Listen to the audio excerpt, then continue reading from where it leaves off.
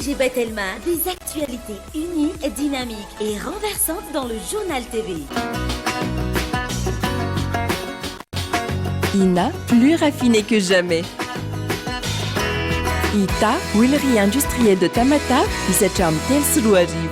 Vous présente Ni Vava. des équipements abordables et de qualité. Batimax, le partenaire des bons plans. Batimax, la qualité au meilleur prix. Vous présente Ni Vava.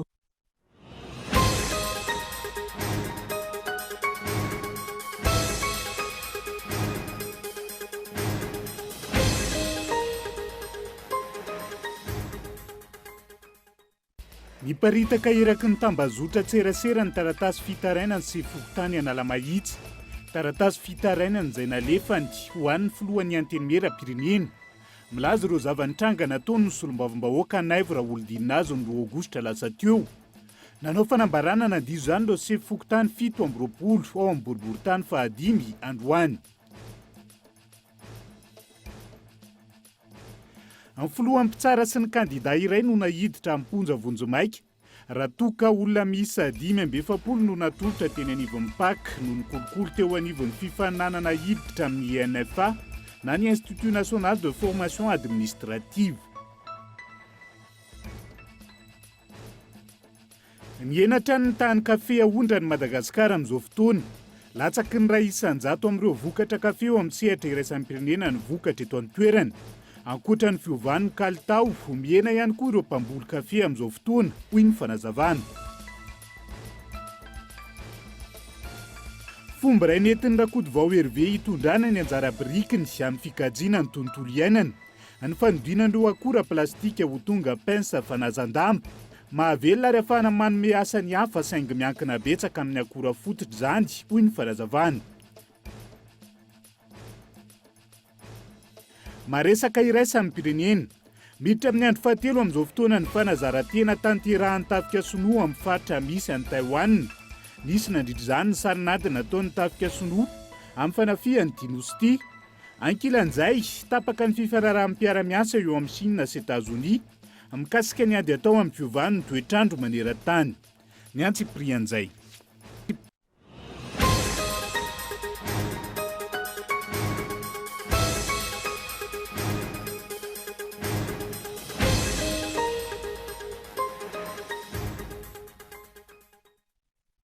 Natra tonga klasy tonga vavy tonga soa indray atao anatin'ny fotoana ny fampahalalam-baovao amin'ny fiteny malagasy amin'ity ala ity aterina ny arahaba ho mba piraritsoa ary asaiko ihany koa ianao anaraka ny fampahalalam-baovao hatramin'ny farany.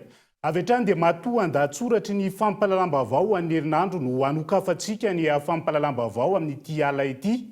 Latsaka ankaterena ny vahoaka malagasy amin'izao fotoana no ireo olana ara-tsosialy miamitombo andromanalina.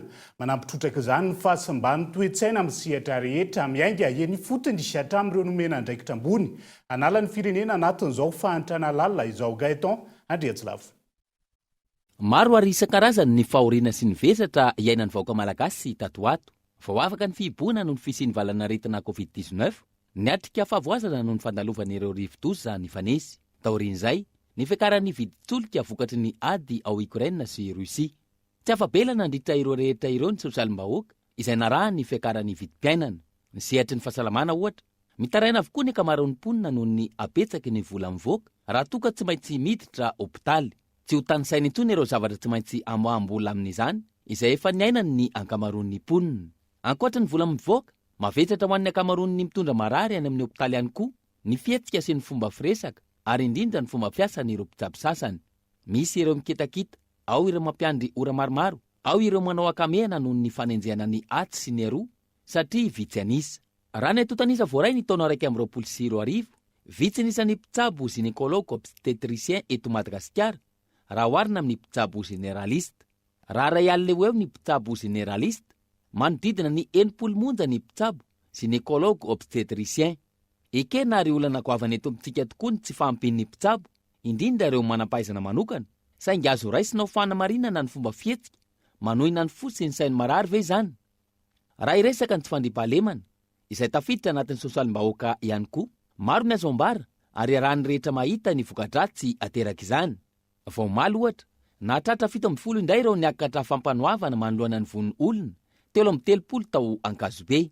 Niteraka famoizana ain'olona maro io tranga tao Ankazobe io, ary maro ihany koa ireo mponina manodidina voatery ny ala ny toeram-ponenany.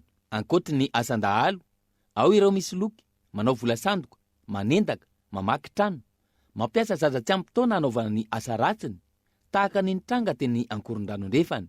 Mivarotra heroïne ny rainy, ka afenina ao anatin'ny akanjon'ilay zanany ny zava-matomelona amidiny. Lafiny maro amin'ny sosalim-bahoaka ny mila vahaolana mazava, tsy ny hita maso ihany, fa ny any anaty tsy hita maso ihany koa. Voalohany amin'izany ny toetsainy. Latsaka ambany ny toetsainy malagasy ankehitriny, ary miseho amin'ny endri-javatra maro izany. Raha olon-tsotra ohatra, dia hita ombenombeny ny fisian'ireo ory avamanana.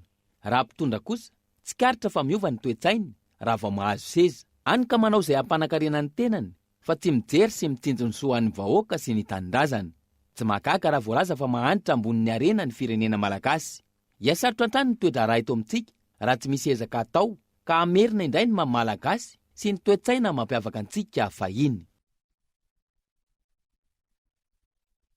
Matoan-datsoratry ny sampana fampalalam-baovao ho an'ny herinandro rehefa niparitaka eraky ny tambazotra tserasera ny taratasy fitarainana Andriamatoa, Randriana Toanina ny Andriana Sefokotany Analamahitsy taratasy fitarainana izay nalefany ho an'ny filohan'ny antenimieram-pirenena milaza ireo zava-nitranga nataon'ny solom-bavam-bahoaka Naivy Raholdina azy ny 2 Aogositra lasa teo. Nanao fanambarana nandiso izany ireo Sefokotany 7 amby 20 ao amin'ny boriboritany fahadimy tamin'ity andro anty. Mirana Clara.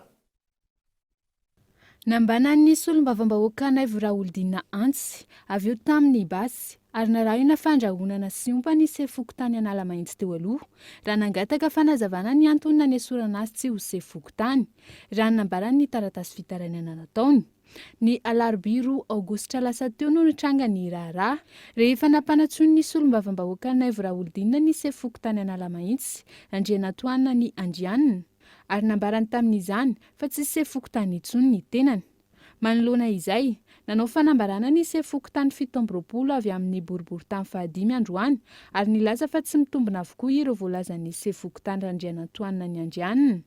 Voalohany, rehefa mivory izahay miaraka amin'ny solom-bavam-bahoaka Naivy Raholdina dia efa fomba efa fanao no mametraka telefona ary mamono ny telefona. Mariana tsara fa tsy député Naivy Raholdina no miazona ny telefona fa ny assistant na ny mpiambina azy no ametrana an'le telefona. Ary rehefa vita ny fivoriana dia samy manao ny fiche de présence dia samy maka ny telefona. Ary tsy marina mihitsy hatramin'izay ka hatramin'izao ataoko hoe efa 10 taona lasa mahery zay tsy mbola nisy zany telefona na anankiray hoe na ny Sefokotany ka nisy hoe very. Tsy nisy mihitsy zany hoe fivoriana manokana ka zay nanatsona ny Sefokotany Analamahitsy tanàna ny rano tamin'ny solom-bavam-bahoaka kilazany fa nanaovana herisetra taminy. Ary tsy maintsy izay lehibe ny Fokotany na sy ny jaune no miaraka mivory amin'ny solom-bavam-bahoaka rehefa misy ny fivoriana. Etsy ankilany, voatonona ao anatin'ny raharaha ity ihany koa ny rahalahin'ny solom-bavam-bahoaka Rahalambozafimboloolona Fetra ka nitondra fanazavana mahakasika izany ny tenany.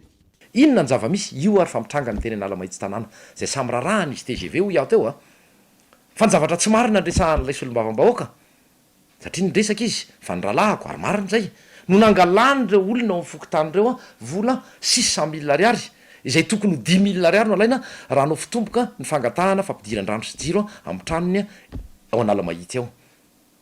Dia kisendrasendra ny fampiresahako tamin'izany reta-po amiko izany ny vady no ndresaka tamiko hoe zay ngeka nampandoaviny tao amin'ny Fokotany an'izao tsy rarino zany dia natsoko sefo Fokotany io tsy le sefo fa le lefitra satria tsy teto atoerana ny io koa mbola lainga nataon'Andriamatoa solom-bavam-bahoaka tsy teto atoerana ny folo-Fokotany tamin'izay fa tsy fantatro hoe taiza dia nilaza mihitsy izy fa tsy teto atoerana izy fa izy no eo izy sy ny sekretera no nitaky ny vola ary fa fanondrony satria ny voalohany tamin'ny 4 Mai no nitakiny izany dia taty amin'ny faraparany volana faefatra ny jona angambany izay taty amin'ny faraparany volana jona no nivery ny zokinay nanangona ilay vola dia nanome azy an'izay. Io lefitry ny Fokotany io no nomeny ny vola miaraka amin'ny sekretera ary nomeny Rosia zay omeko anareo ny Rosia rehefa aveo satria nalaiko sary ato le Rosia.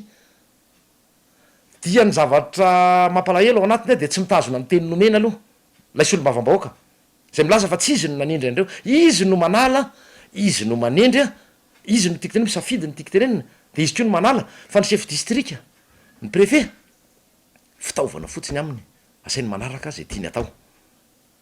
Tsy nanaiky ny hitondra fanazavana mahakasika ity raharaha ity ny sefy tany Analamahitsy tanàna teo aloha, ary nilaza fa tsy afaka miteny izy fa ny mpisolo vava azy no iresaka amin'ny mpanao gazety androany. Nandany hitondra fanazavana ihany koa ny mpisolo vava ary nanome toko fa ampiantso ny mpanao gazety amin'ny fotoana manaraka. Andrasana araka izany toy ny ity raharaha ity. Andrasantsika rotatenina miandalana eto amin'ny fampahalalam-baovao hatrany moa ny fivoarany raha iny indrindra taoriany fametrahany sefokotany teo aloha ny taratasy fitarainana teny anivony filohany antenimera-pirenena fa tsy manaiky ny anao hetsika ny Amagro Tanjombato ireo antoko-panohitra mivondrona ao anatin'ny RMDN na ny rodibeny Madagasikara, rodibeny mpanohitra ho an'ny demokrasia eto Madagasikara manatompony eny an-toerana ka tsy azo idirana sy anaovana hetsika hoy ny loharanom-baovao hetsankilany mpitandro ny filaminana maro no tazana teny Amagro Tanjombato, Magro be horirika sy Analakely tamin'ity androanyity. Ambirana Clara.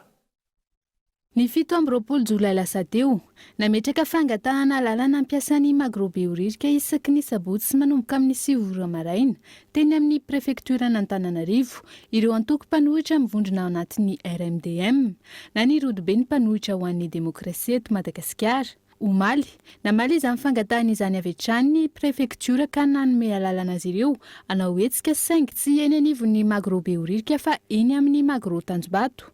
Raha ny fanazavana nomeny ny loharanom-baovao iray eo anivon'ny hetsiky ny mpanohitra ity, manantompo ny Magro Tanjombato ka tsy afaka natanteraka hetsika ao izy ireo.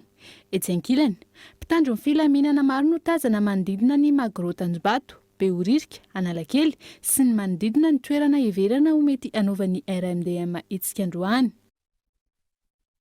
Lafombaovao hafa kosa indray dia manaratsendrika ny Madagasikara amin'ny any ivelany fanapahan-kevitra sy ny tsy fifangazahoana mahakasika ny fitantanana ny air Madagasikara. Hatreto tsy fantatra mazava hoy ny mpandinika raharaham-pirenena saidra zafomaova ny fomba anarenan'ity orinasa mpanjakana ity.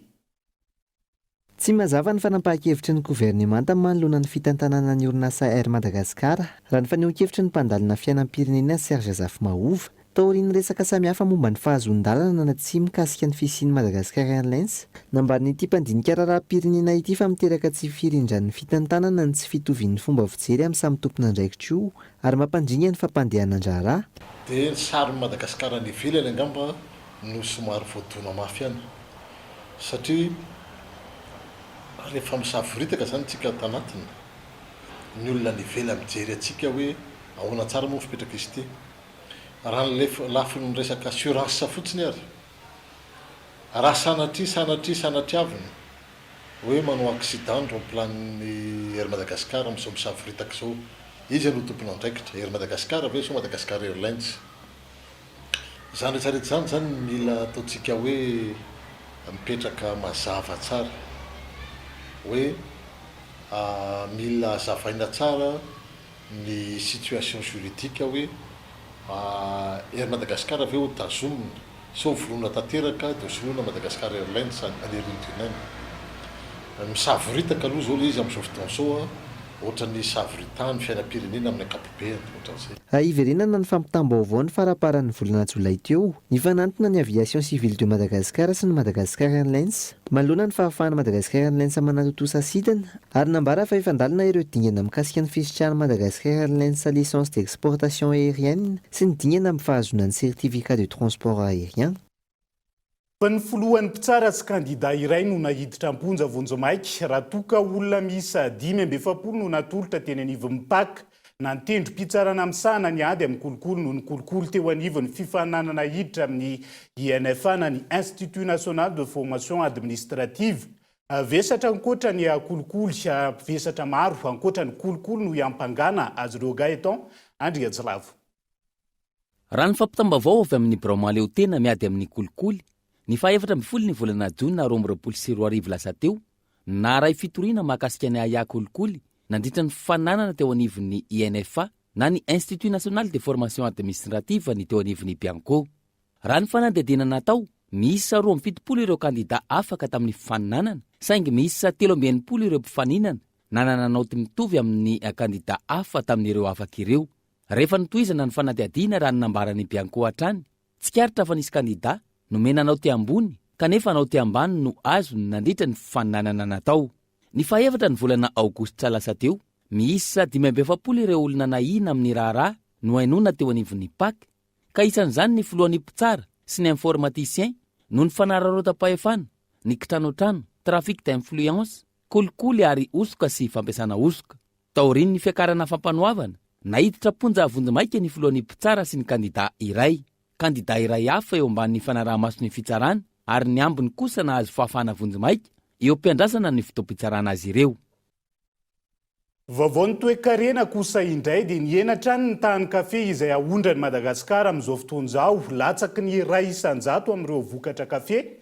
Eo amin'ny sehatra iraisam-pirenena ny vokatra avy eto an-toerana, ankoatra ny fiovan'ny kalitao ny kafe ankehitriny. Miena ihany koa ireo mpamboly anatiny io CAP-RN io, hoy ny mpahay toe-karena nanaovana fanadihadiana. Isan'ny kafe tsara kalitao ary be mpanjifa ny kafe avy any ambanja hoy ireo mpivarotra etsy Anosy. Nanomboka ny volana Jolay no tonga ny vokatra kafe avy any ambanja ka nidina avy hatrany ny vidin'ireo kafe avy any amin'ny faritra hafa vata amin'ny vao niakatra ny kafe vao ambanja. Raha taloha zany andraisana kafe 9 sy ray alina, so izy fa misy fidinany 5 4 sy ray alina satria kafe vao atsinana amin'izao fa miakatra. Tsy dia mandeha koa zany le tsena amin'izao dia kafe koa ny tsy dia hoe misy fitombony loatra amin'izao. Zay zao ny vidiny tamin'ny taloha 7 sy ray alina dia zao izao 9 sy ray alina varotanay mba efa nidinidina. Raha ho an'ireo mpisehatra sy mivelona amin'ny fampiasana kafe, nahitana fiakarana hatrany ny kilaon'ny kafe raha ny 5 taona lasa no jerena. Raha toa 7 ariary ny kilaon'ny kafe tamin'izany fotoana, tafiakatra 9 sy ray alina hatramin'ny 2 ariary izany ankehitriny. Ilaina ny fijerena manokana mikasika ny voan-kafe eto Madagasikara noho ny malagasy izay maro mpanjifa raha ny fanazavana hatrany. Rehefa sarotsarotra kafe dia lasa elaela zay vao mahita kafe. Malany anona zao ny anana andasitro isan-kerinandro, malany eo amin'ny 200 kilao isan-kerinandro. 200 kilao isan-kerinandro. Aloha teo zao 2 sy ray alina. Dia lasa makatra indray izao miaka midina zany le kafe amin'izao. Indraindray mora, indraindray lafo. Mitana ny laharana 720 amin'ireo firenena mpamokatra kafe maneran-tany i Madagasikara. Raha ho an'ny tsena iraisam-pirenena, misedra olana ny famokarana kafe amin'izao fotoana. Mienatra ny tahan'ireo kafe ahondrana. Raha ny antotanisa, nahatratra any amin'ny 5 alina taona ny vokatra kafe teto Madagasikara tamin'ny taona 7 sy 2 nienatra amin'ny 2 alina taona kosa ny vokatra tamin'ny taona 12 sy 2. Antony, miavitsy ireo olona izay misafidy ny ambolo-kafe iny fotony noho ny firoborobony ireo sehampihariana maro samihafa raha ny fanazavan'ny mpahay toe-karena. Izy fiantraikany amin'ireo vola vahiny miditra amin'ny firenena fiainan'ireo vokatra ireo raha ny fanazavana hatrany. Tsika azadino fa somary firenena manafatra entana, ka matotsika manafatra entana dia mila vola vahiny. Dia ny vola vahiny miditra amintsika dia ireny fanondranana entana indray avy eto amintsika, hoe vany, kafe, girofle, resaka akanjo sy ny sisa ireny, ny fizahantany, sotro izany. Ka zava-dehibe zany zavatra ohatr'ireny hoe mila jerena ny antony. Ho fanampiana ny tsenam-barotra kafe malagasy eo amin'ny sehatra iraisam-pirenena. Misy ny tetikasa iarahana amin'ny OIC na ny Organisation Internationale du Café mba hampiroborobo ny tsenan'ny kafe any ivelany. Mila jerena akaiky ny mpamboly ny fotony mba hampitombo ny vokatra raha ny hevitry ny mpahay toe-karena. Io dia izay zany izy hoe tsy maintsy miresaka ihany amin'ireo le mpamboly kafe. Maro ny mpisehatra amin'ny resaka kafe io zany amin'ny ankapobeny manao tantsoroka miaraka amin'ny mpamboly. Fa ho an'ny atao hoe fijery ara-toe-karena moa zany dia miainga foana amin'ilay antsoina hoe incitation économique amin'ny resaka vidiny no mahatonga ny olona irona kokoa indray miverina any amin'ilay fambolena kafe. Satria tsika manana kafe azo atao hoe tokony ho tsara zany fa anjarantsika mampiroborobo an'ilay izy. Dia ireny zavatra eny zany tokony ho apetraka hoe inona ny mahatonga ny olona somary dia atao hoe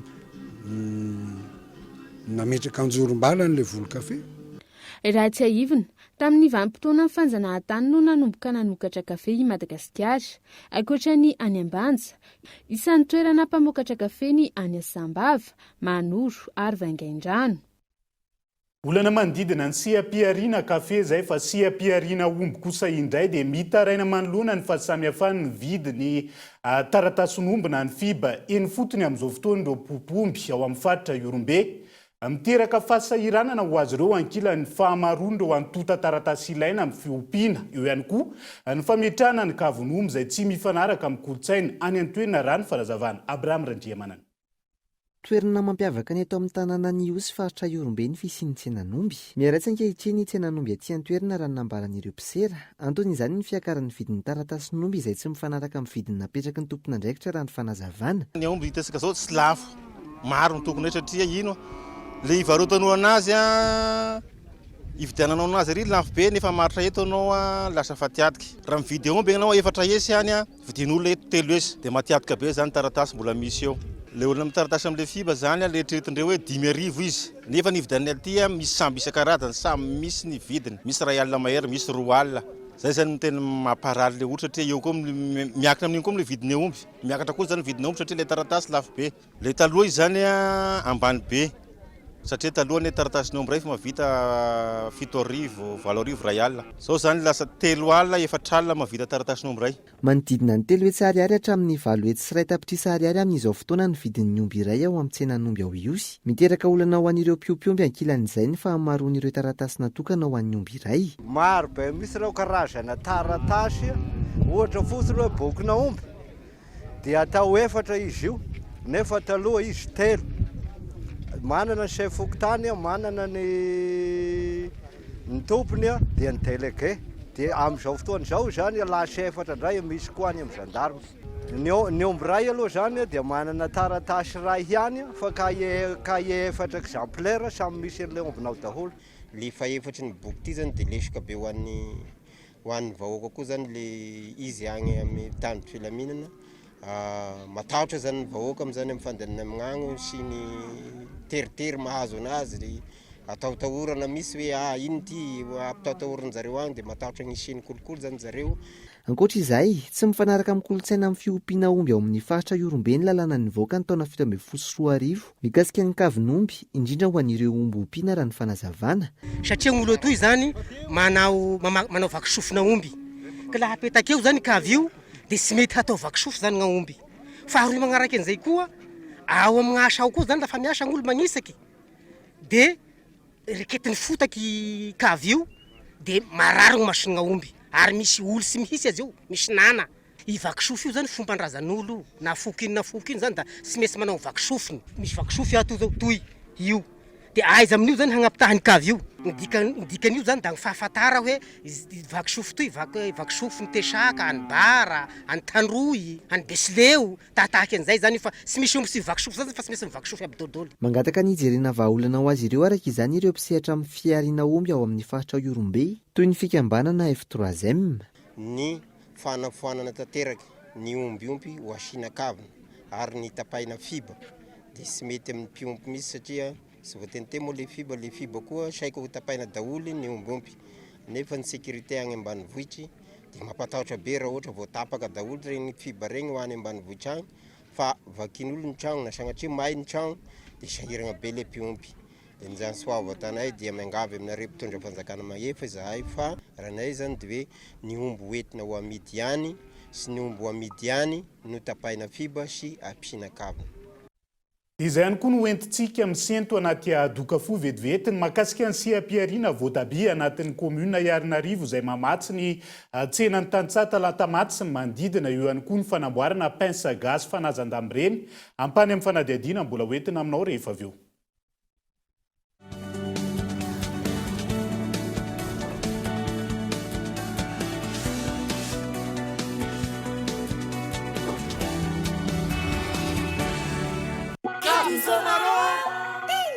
Du 3 au 7 août, achetez un Telman Phone 8 350 mégas et gagnez 350 mégas cadeaux. Profitez de 700 mégas de data au même prix. Et en achetant avec Via Mvool, bénéficiez de 20% de bonus mégas en plus. Le tout à seulement 3000 milliards. Tapez vite le dièse 322 étoile 70 dièse.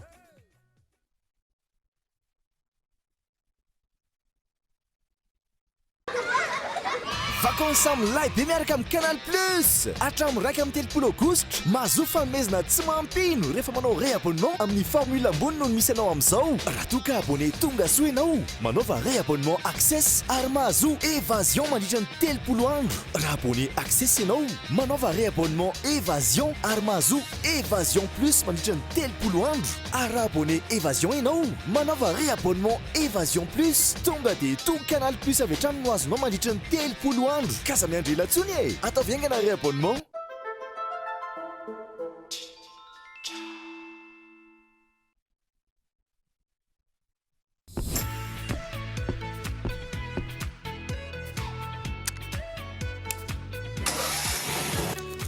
Des équipements abordables et de qualité. Batimax, le partenaire des bons plans. Batimax, la qualité au meilleur prix. Ina dia vita amin'ny soja voafantina mba hampatsiro ireo karazan-tsakafo karakarainao. Ny menaka Ina dia ahitana oméga 3 sy oméga 6 ary ara-pahasalamana no ny otrikaina entin'ny soja. Ina ilay menaka manome tsirony nahandronao isan'andro.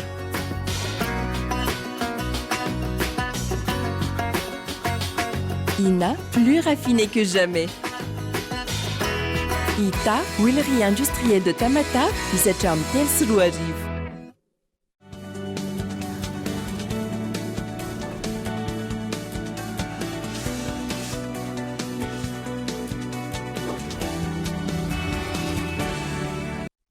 Atenina trany ny arahaba tongo klasy tongo vavy tonga soa ato anatin'ny tapany faharoa amin'ny fampalalam-bavao amin'ity ala ity isan-taratsika izay.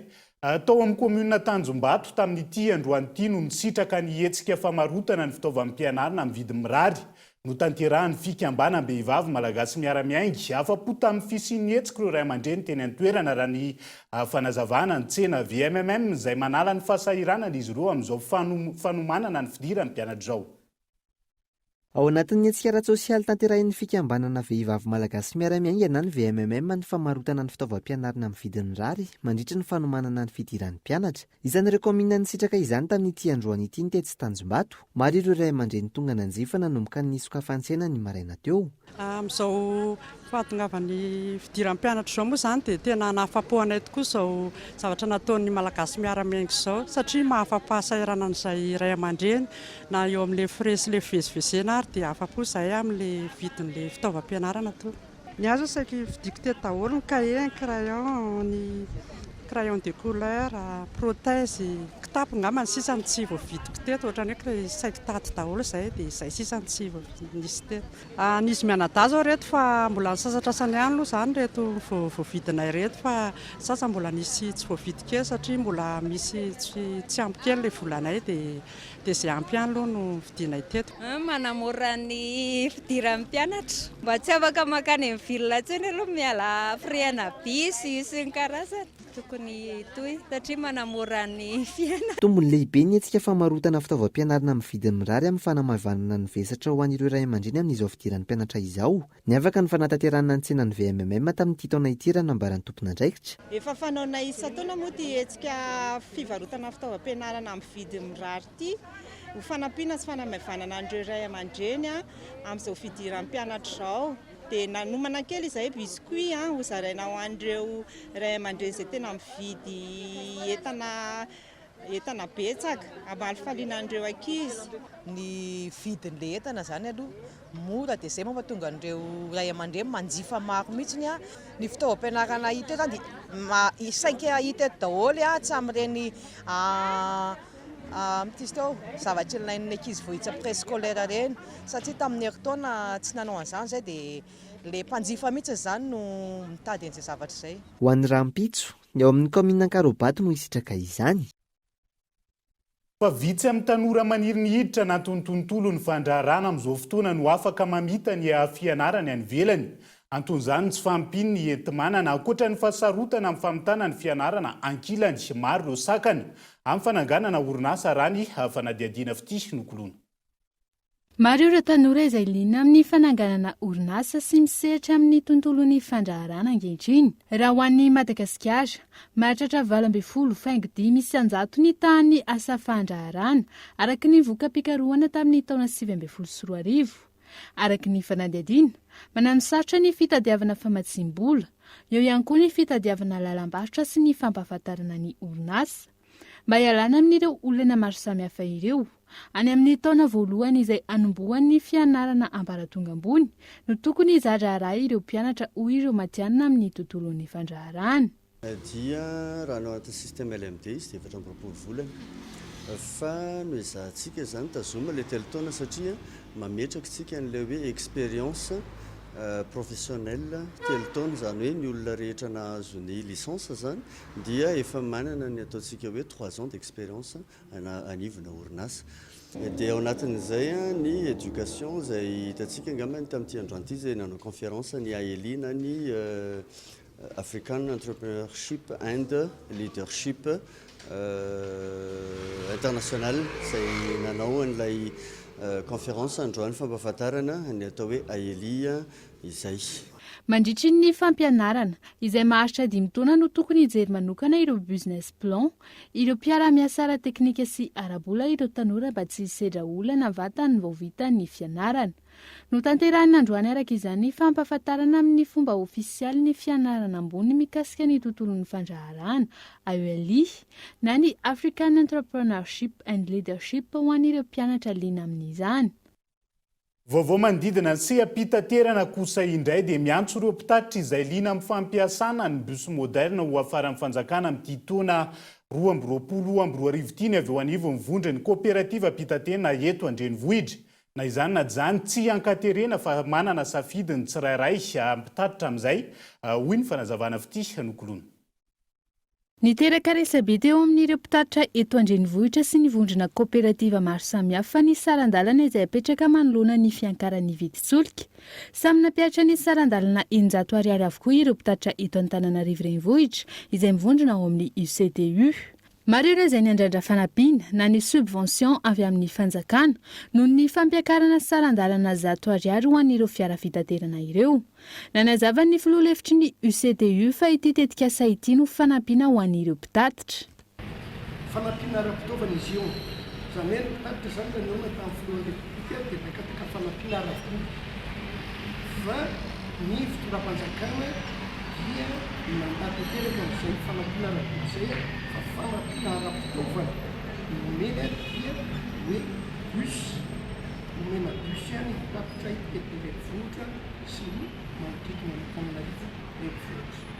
Afaka misoratra anarana eny amin'ireo kooperativa tsirairay na koa eny amin'ny UCTU ireo mpitatitra eto Andrenivohitra. Tsy ankaterina fa manatsafidy ny tsirairay raha andray anjara amin'ny tetika sarany fanazavan'ity tompon'andraikitry ny UCTU ity hatrany. Misy araka izany ireo fepetra irahina amin'ny fampiasana ny bus moderne. Ny fepetra aloha izany mbola vao eo amin'ny mpamarana anazy izay amin'izao fotoana izao, fa ny fepetra voalohany dia ny fitondram-panjakana miantoka ny 500 ny vidina fiara. Ny fepetra faharoa dia tsy ambilavana eto pano taxe sy ny sisa zany ho an'izay mandray fa sy ambony eo zany sisa no alohan'ny mpitatitra. Ka io amin'ilay ambony io zany foa no hoe mbola dinika izay tsy maintsy fanaovan'ny mpitatitra sy ny fanjakana. Pandemia isa 10 no zaka amin'ireto bus moderne vaovao izay ho afarana ireto. Ireto farany izay ampiasaina eto Antananarivo sy ny manodidina. Raha tsy ahivina, mitentina $5,000 sy $3,000 hatramin'ny $4,000 ny vidin'ireo bus izay ho afaran'ny fanjakana raha ny tatitra izay nataon'ireo vondrona kooperativa tamin'ny 20 Jolay lasa teo. Ny 50 isanjato amin'ireo no alohan'ny kooperativa raha ny fanazavana hatrany. Fa hiazakazaka vetivety any toliaritsika ao anatiny dia vaovao manaraka ity manoloana resabe mandeha mahakasika ny fifanarahan'ny-piara-miasa momba ny jony olamatra nitondra fanazavana sy nanentan'ireo mpisehatra mivantana. Amin'ny jony tao Toliara ny minisitry ny jony sy ny toe-karena manga namafisina izay fa mangarara ny fandrosoana ny paikady sy ny endrika fifanarahan'ny-piara-miasa hita ny tanana ny Arena Andranomasina Kolo Toliara.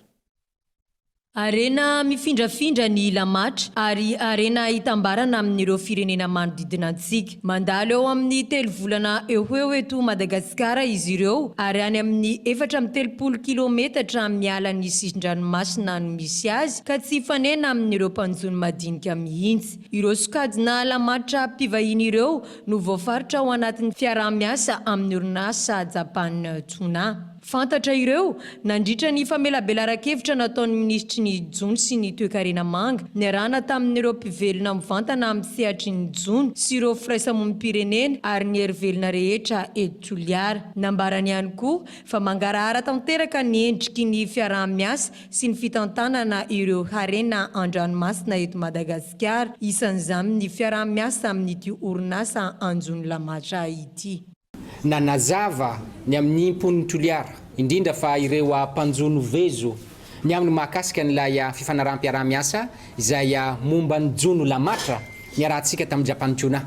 Resy lahatra ireo olona ireo fa diso sy zavatra tsy marina avokoa no zavatra novizina teny amin'ny tambazotra tseratsera. Ao anatin'ny fangararana tanteraka atsika satria ny ministera Jony sy ny toe-karena manga dia nanao soni niaraka tamin'ny Bianco mahakasika an'izany tsy tokony isiany zany corruption zany. Ao ihany koa ny fisian'ilay fanarahanam-piaraha-miasa izay niarahantsika tamin'ny Samifina ary ny fidiran'ny Madagasikara tao anatin'ny FTI na ilay initiative pour la transparence des pêches izay itsika no firenena fahadimy voalohany eto ambony tany nasa nitra ao anatin'izany FTI zany.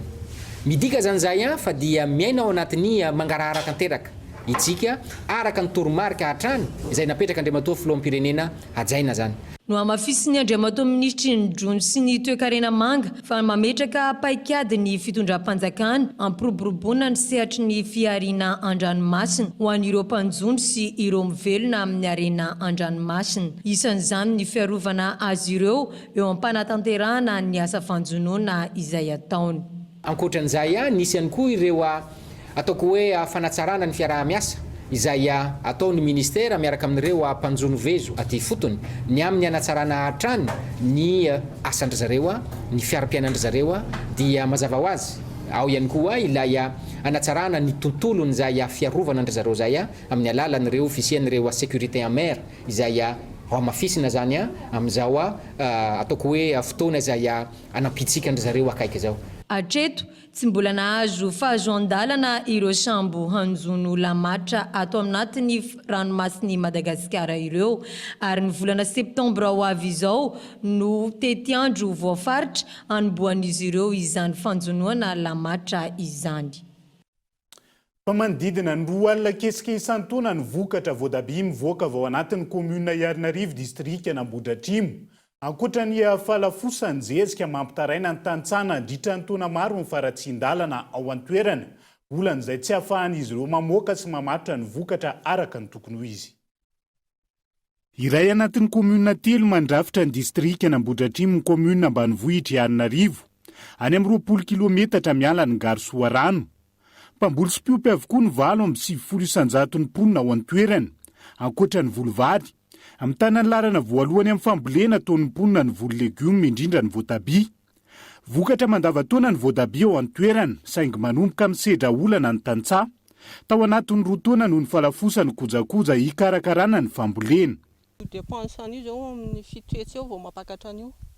Mampakatra an'io voatabia io eo amin'ny fitoetsy. Satria raha ny zezika an'io io zany malany 20 kilao isaky ny mandeha io. Dia io nefa ny eo amin'ny 3 na 4 eo farafaratsiny zay vao asiana zezika zay vao miakatra. Dia ny ranom-panafody eo amin'ny 5,9 ny 1 litra. Dia nefa raha 1 litra no antifirana an'io dia indray mandeha mitifitra. Izy io nefa mila tifirina indroa isan-kerinandro. Dia izay no mahatafakatra azy eo amin'ny fitoetsy eo vao mahatafakatra an'io trasra io. Tsy ampy vola entina mihetsika araka izany ny tantsarany ao Ianarivy. Antony fampiraran'ny ankamaroany izy ireo amin'ny mpamongady sy ny mpandraharaha eny an-toerana sy ny manodidina, izay manome vola hikarakarana izy ireo ny fambolena. Ho takalon'izay, 4 alina ariary no andraisan'izy ireo ny kesika ny vokatra ho an'ny tantsaha mifanaraka azy ireo, raha 5 alina ariary ny tokony ho vidiny. Ankesika izay varotany mpandrarahatra amin'ny 9,5 alina vantany migadona eny an-tsena. Zay zao maka 9,5 alina ankesika dia mivarotra 2,000 ny kilao. Zao izy lafo satria ny andro mangatsika dia tsy mety masaka mihitsy. Tsy dia misy izy zany rehefa ririnina ohatr'izao. Fa rehefa fahavaratra indray izy amin'ilay mafana dia iny ilay maika hoe soron'olo eny an-tanimbary ilay izy. Dia iny izy mora sady mora matin'ny orana. Amin'izay izy misy izy eo amin'ny 3 alina, 5,4 alina, dia mivarotra 500 ny kilao. Dia 500 ny tokony. Ankoatra ny antso ataon'ny ben'ny tanàna ny Antananarivo amin'ny tompon'andraikitra voakasika, indrindra ny eo anivon'ny Ministeran'ny Fambolena sy ny Fiompiana amin'ny fanomezana tantsorika ny tantsaha, toy ny masom-boly sy ny fanamorana ny vidiny ranom-panafody amin'ny ona amin'ny bibikely mpanimba voly, miandrandra ny fandraisana andraikitry ny fanjakana sy ny fiarah-miasa amin'ny mpiara-miombonantoka, hanamboarana ny lalana moambokatra amin'ny ben'ny tanàna. Dia izy ireo zany ny fitanterana n'ireo voatabia ireo, misy tanterana amin'ny fiarakodia, dia misy tanterana amin'ny sarety makeny amin'ny tsenan'ny tantsaha eny Talatamaty. Dia saikisaiky olana ny fitanterana indrindra ao anatin'ny fahavaratra amin'ilay lalana misy aty. Zany hoe manano sarotra zany, saiki sarety zany raha vao fahavaratra fa tsy afaka ny tomobile. Dia hijerevana vahaolana mahakasika an'io lalana io. Isan'ny seha-piariana sarotra hivelomana ny fambolena voatabia, ankoatra ny fahasarotany fikarakarana azy izay mety hamono antoka raha tsy voaraka araka ny tokony ho izy. Olana ny fitanterana izay mety hanimba ny vokatra mahandra-pahatongavana eny an-tsena. Eo ihany koa ny tsy fahafahana mitahiry ny vokatra ka mampitotongana ny vidiny kesika, hatramin'ny 2 alina mandritra ny fotoana mampitobaka ny voatabia. Ambonin'izay ny resaka nandeha momba ny fampiasana ny ditanina sy izay mety hiteraka homamiadana saingy ampiasain'ny mpamboly sasany amin'ny vokatra ka manaratsy endrika ny seha-piariana tao anatiny taona maro.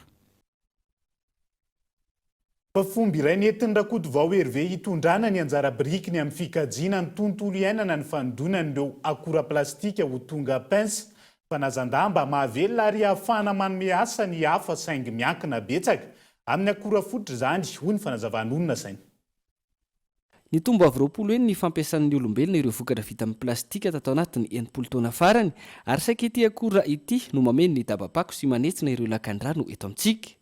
Izay no nahatonga ny Rakoto vao Hervé nanita-kevitra ka nanangana ity orinasa madinika ity hanomehana avao ireo plastika vakina koveta sy so ho tonga pince an-damba.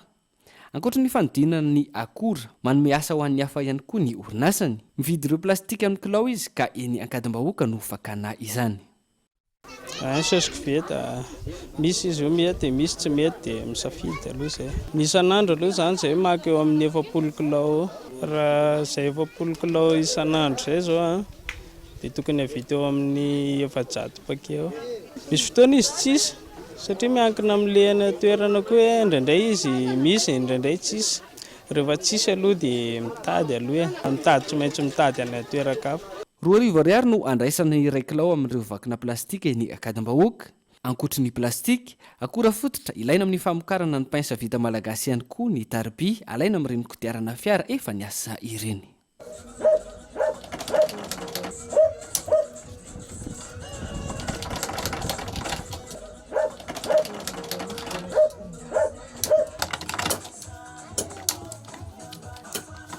Vidim-pneu zay dia rehefa vidiny zany fahasakarana fividianana azy. Dia rehefa avany dia kikisana amin'ny antsa izy dia voasana. Ty misy karazana, ty misy vaventy le izy. Dia misy kely, dia le vaventy tsy alaina fa le majinika na reny. Mety pneu-na le remorque reny tony. Ty zany manao resao ny asaketo zany. Diny mety eo ny adiny 2 na mitako pneu iray. Raha fo maray aloha za vita enina fito fa za vala vao manomboka manokona dia mavita 5 na 4. Manao an'ity za dia avoana miara mametaka amin'ny arivo. Sahirana dia tsy maintsy manampy iray aman-dreny. Janona ty mihitsy aka, sa avany atsoa mandita dia aty makarao. Mandeha avany rehefa mandray misy. Mbola misy mianatra zandriko. Mety zandriko roa sika mianatra fa le raika fa niala le ry. Tena mahavelona le izy. Dia arakaraka ny abetsaky ny asa na tratrarana alina. Na kely izy mety ho haingana ihany zay dia mahato fa raha betsaka izy mety elaela ihany. tenany amin'ny 120 eo zay matorina manendrika komandin'olona zay. Efa misy ny lasitra izay namboarin'izy ireo iavany amin'ireo mpanao painsahafa. Raha ny lalan'ny famokarana, ilova no maka ireo tarby ampiasaina avadika ho resort ary mifanindran-dalana amin'izay ny asan'ny Daniel izay mandrendrika ireo plastika hanome ny endriky ny pince.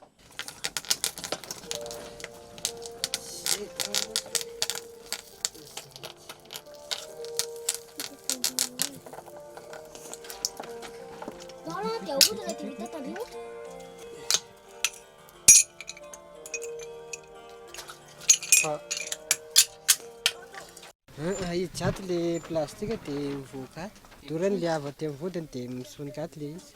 Le manarano ny tanany dia amin'izay ohatr'izao ohatr'izao.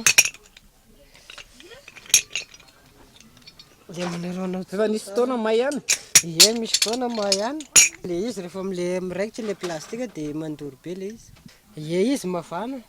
Tena mafana ririana ohatr'izao. Tena mandoro be. Tena mandoro be le izy rehefa tena midanika le andro.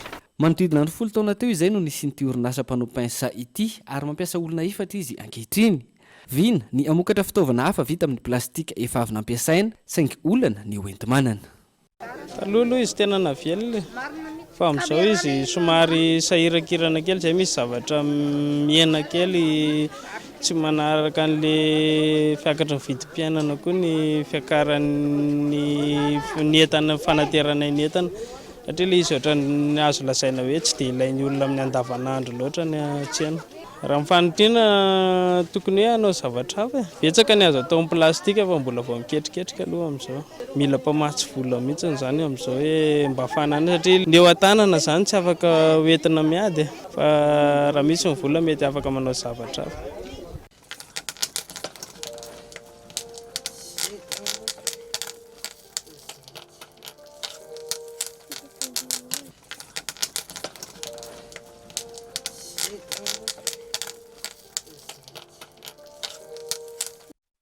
Fanamboarana pince fanazan-damby dia tia indray fanamboarana finday.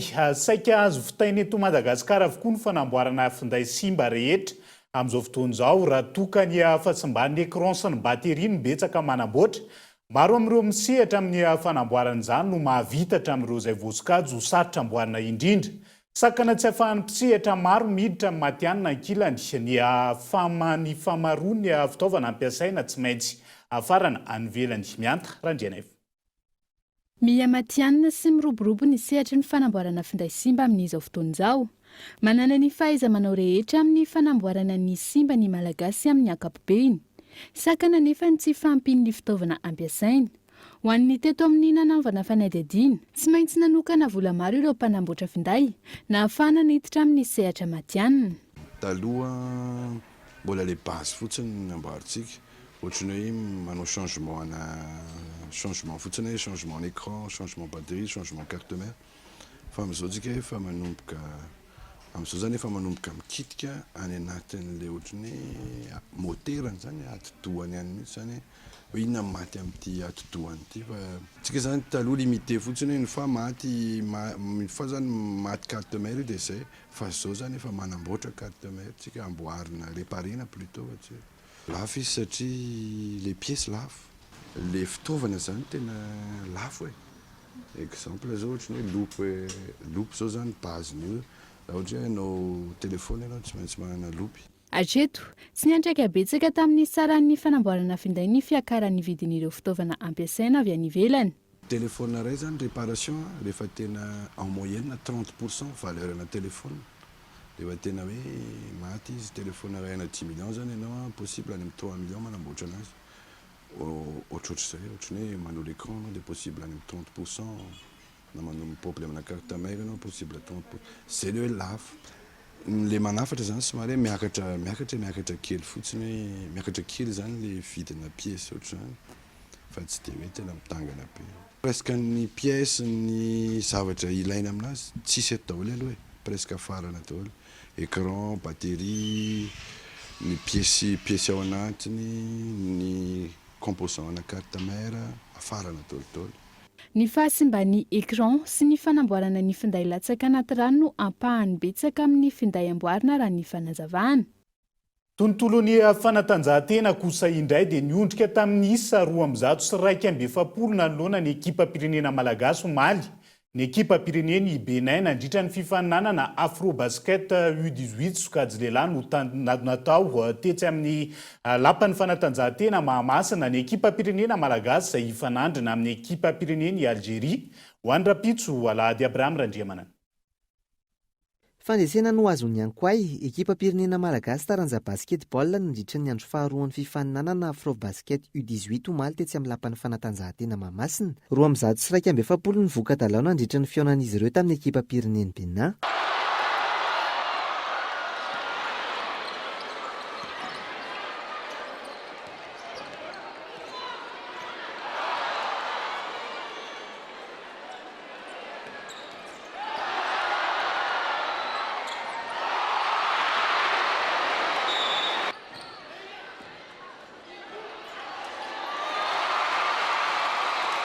Nitarika vonjy-makety anatin'ny fifaninanana ny ekipa pirenena malagasy taorian'ity lalao ity. Rampitso hifanandrina amin'ny ekipa pireneny Algérie mandritra ny andro faha-efatra ny fifaninanana ny ankoay lehilahy. Nanomboka androan'ny tany Antsirabe kosa ny fifaninanana ho an'ny Afrobasket U18 vehivavy. Lalao roa no nitanteraina tamin'izany izay nionan'ny Madagasikara tamin'ny Ouganda ary nionan'ny Angola tamin'ny Tanzania. Izay fifaninanana izay hatrany dia niondrika nanoloana ny ekipa pireneny Ouganda, ny ekipa pirenena malagasy sokajy vehivavy raha ny voka-dalao. Nandritra ny fifaninanana Afrobasket U18 no tanterahana tao Antsirabe tamin'ity androany ity. 4-20 noho ny 5-20 no isa nisarahany ekipa rotonda. Maresaka iraisan'ny pirenena kosa indray dia miditra amin'ny andro fahatelo ankehitriny ny fanazarantena tanterahan'ny tafika sinoa ao amin'ny faritra misy any Taiwan. Nisy nandritra izany ny sarinady nataon'ny tafika sinoa amin'ny fanafiana ny tinosity. Ankiran'izay tapaka ny fifanarahan'ny-piaramiasa eo amin'ny Chine sy États-Unis amin'izao fotoana mahakasika ny ady atao amin'ny fiovaovan'ny toetrandro maneran-tany. La coopération contre le réchauffement climatique. Miantona ankehitriny ny fifanarahan-piaramiasa eo amin'ny firenena sinoa sy États-Unis mikasika ny ady atao amin'ny fiovaovan'ny toetrandro raha ny fanapa-kevitra noraisin'ny Pékin taorian'ny fitsidihana tamin'ny fomba ofisialy nataony Nancy Pelosi tany Taiwan. Isan'izany ny fifanarahan-piaramiasa nifanaovan'ny firenena roa tonta sonia nandritra ny COP26 tao Glasgow. Mihamafana ny toetra raha eo amin'ny États-Unis sy Chine amin'izao fotoana raha ny fampitam-baovao. Najanona ny fifampiresahana mikasika ny fandriam-pahalemana teo amin'ny roa tonta. Teo koa ny fifanarahana mikasika ny fampodiana tandrazana ireo mpifindramona tsy ara-dalàna. Ankoatra izay, mitoy ny fanatanterana ny fanazarantena manodidina ny Taiwan tanterahin'ny tafika sinoa. Etsy ankilany, midika ho tsy fandraisana andraikitra ary mifanohitra amin'ny fametrahana ny fitoniana ny hetsika ataon'ny tafika sinoa raha ny fanambarany États-Unis. Autour de l'île de Taïwan. Tapitra treto ihany koa ny fotoanantsika ho an'ny androany ankasitrahana hatrany ianao nanjoy izany hatramin'ny farany. Mbola maro ny fandaharana hoentina aminao amin'ity ala ity ka hanasananao hatrany tsy hisaraka aminay veloma tompoko.